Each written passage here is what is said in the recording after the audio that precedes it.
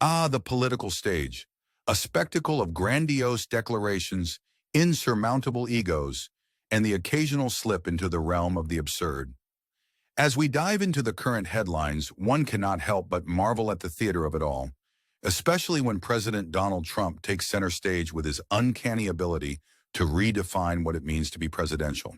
In a recent press conference that could only be described as a blend of Shakespearean drama and a reality TV showdown, President Trump, alongside his Italian counterpart, Prime Minister Giorgia Meloni, made headlines yet again. The setting? The prestigious White House. The occasion?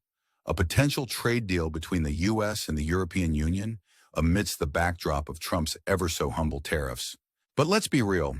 The main event was the verbal jab aimed at a certain former President Joe Biden. With a twinkle in his eye and the flair of a seasoned orator, Trump proclaimed that the late President Jimmy Carter could rest in peace knowing he wasn't the worst U.S. president. That dubious honor, according to Trump, belonged to none other than Biden himself. Worst administration in the history of our country, Trump declared, with all the subtlety of a bull in a china shop. Worse than Jimmy Carter. Jimmy Carter died a happy man.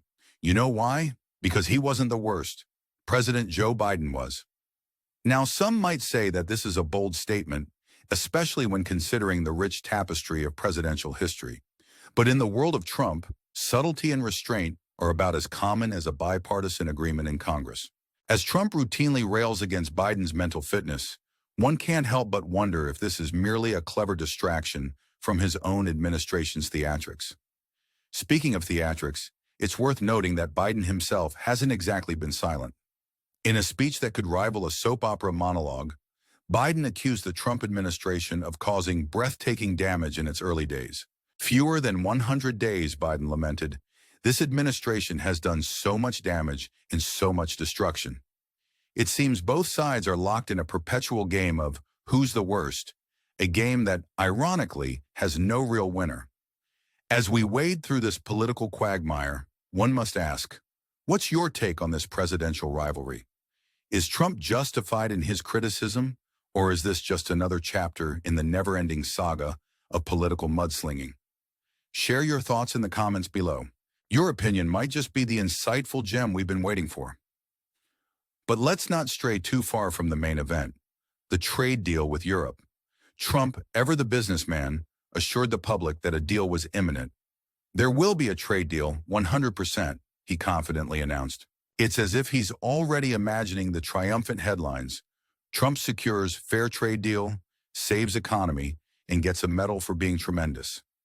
However, the journey to this trade deal is not without its twists and turns. Trump's initial imposition of 20% tariffs on European goods was a classic move from his playbook, only to be dialed back to 10% to allow for negotiations. It's the art of the deal, after all, and nothing says negotiation like a good old-fashioned tariff standoff. As we wrap up this whirlwind of political spectacle, I encourage you, dear viewers, to hit that subscribe button and join me on this journey through the ever-entertaining world of news. Your likes and comments fuel this channel, and who knows, your witty banter might even make it into the next video.